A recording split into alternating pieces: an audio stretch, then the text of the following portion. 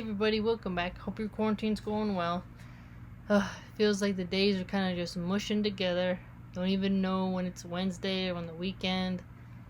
Just endless days of wondering when we're gonna be able to work. Okay, but at least we get to read. Okay, so I also do a lot of reading off camera, but I want to share this with you. So this is on page 122. It's in the section titled Truth. It is good to control your words and thoughts. The seeker who is in control feels free and joyful. Listen to that seeker who guards his tongue and speaks wisely. Such a one is humble and does not exalt himself. He follows the universal law in his daily life. When you are master of your own concentration, you will delight in inner solitude and meditation. The seeker who loves the truth and always reflects upon it will always be sustained by it. Empty your boat, seeker, and you will travel more swiftly. Lighten the load of craving and opinions, and you will reach nirvana sooner. Dhammapada. Anyone who, even for a second, feels a pure, clear confidence on hearing the truth will experience immeasurable happiness. Why? Because at that moment, that person is not caught up in the concept of self or a living being or a lifespan.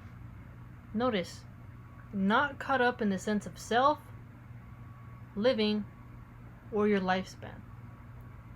He is not caught up in concepts about the world, nor is he caught up in concepts about nothingness. He does not take any notice of the idea that this or that is a sign, or this or that is not a sign. For if you are caught up in ideas, then you will be caught up in the self. That's an interesting assertion. And even if you are caught up in ideas about nothingness, you will still be caught up in the self. That's why we should not get attached to the belief that things either exist or do not exist. This is the hidden meaning when I say that my teachings are a raft to be abandoned when you see true being. Diamond Sutra. Whoa. A raft that should be abandoned once you see true being. Monks, this committed life is not lived in order to deceive people or to convert them. It is not lived for the sake of gain or honor or reputation or financial profit. There is no idea of, let me draw people's attention to me by this or by that. No, monks, this committed life is lived for the sake of seeing into things and understanding them. Iti Vuttaka Sutta. An inquirer asked the Buddha, people are fixed in their pet beliefs. They wrangle with each other, saying, hold this truth and you are saved, reject it and you are lost. In this way, they argue and call each other fools. Which way is right, and when they all pose as experts? The Buddha answered, well, if dissent denotes a fool, then they are all fools, since each has his own view. I do not call anything true if it involves calling another person a fool, because that means possessing a truth as one's own. And I underlined that one. That is a very interesting one, don't you think?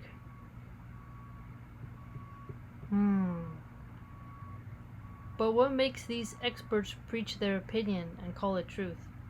Ask the inquirer. It is an inheritance of humankind to do this, or is it merely something they gain satisfaction from? Apart from consciousness, answered the Buddha, no absolute truth exists. False reasoning declares one view to be true and another view wrong. It is delight in their dearly held opinions that makes them assert that anyone who disagrees is bound to come to bad end. But no true seeker becomes embroiled in all this. Interesting. So a truth seeker doesn't, delight in telling people they're going to come to a bad end if they don't hold the same opinions as the person asserting it. pass by peacefully and go a stainless way, free from theories, lusts, and dogmas. Majjhima Nikaya. Free from theories, lusts, and dogmas. That's a really interesting combination right there, because they're kind of related. The grasping to a theory, grasping at lusts, grasping at dogmas. The wanderer Bhagava accused the Buddha of saying that the universe was caused merely by chance. The Buddha replied, I have heard others of your sect, Bhagava, say that when I awoke and found the truth, which was beautiful, I remained in that bliss and then regarded the universe as ugly and meaningless in comparison. But I never taught that, Bhagava. This is what I do say. Whenever one awakes and finds the beautiful, then one knows indeed what beauty is. Majjhima Nikaya. That's interesting.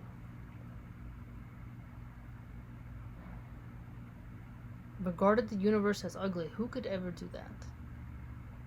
Subhuti asked, You say, honored one, that a follower of the way does not need to build up goodness and happiness.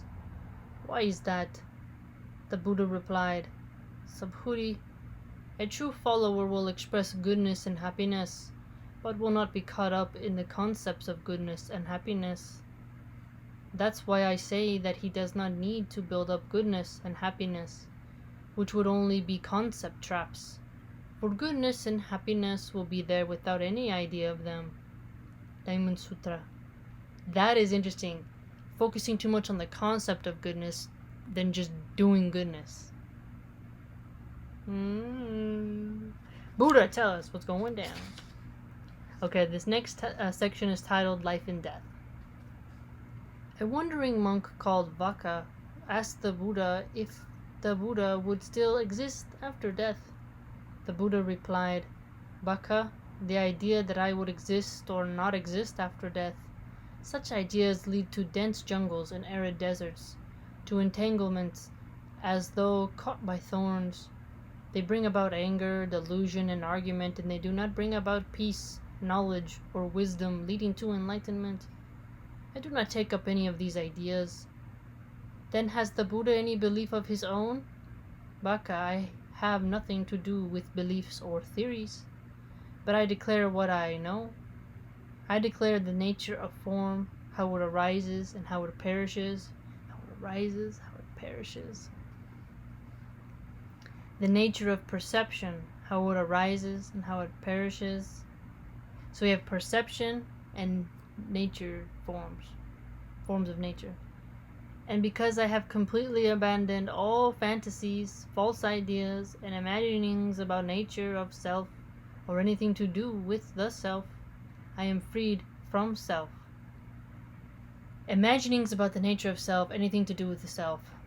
For me, fashion is one big one, because we get a lot of our values from fashion and, intense layers of makeup, if it's not like theater, That's just me. Everyone has their own little thing, but it is fascinating. But asked Vaka persistently, when one who has attained this emancipation of mind dies, where does he go? Where is he reborn? The word reborn does not fit the case. Then is he not reborn? To say that he is not reborn does not fit the case either. Nor should you say that he is both reborn and not reborn, or indeed that he is neither reborn nor not reborn.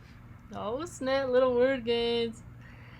I am totally bewildered, Buddha, and my faith in you has gone. Never mind being bewildered.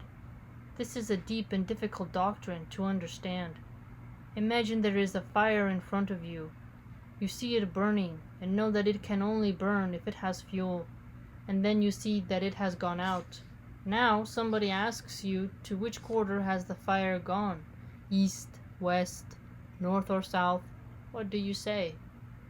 I would say that such a question does not fit the case, Buddha, for the fire depends on fuel, and when there is no more fuel, their fire is said to be out through lack of nourishment. In just the same way, Bhaka, The body in which one can see the truth will die out, like a fan palm, without any furniture. But that which is the truth, that which is existence itself, is there although it is deep and infinitely hard to understand.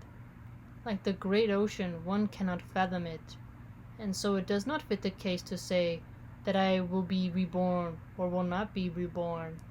Digha Nikaya. Ah! That is true. Fire goes out. Where is it? Doesn't have the fuel. At least from the Buddhist perspective, right? Remember, we're in the zone of the Buddhist right now. We don't take ours and then bring it to here right now. We're starting from here and going out, trying to see how they see the world. Wow. Fantastic.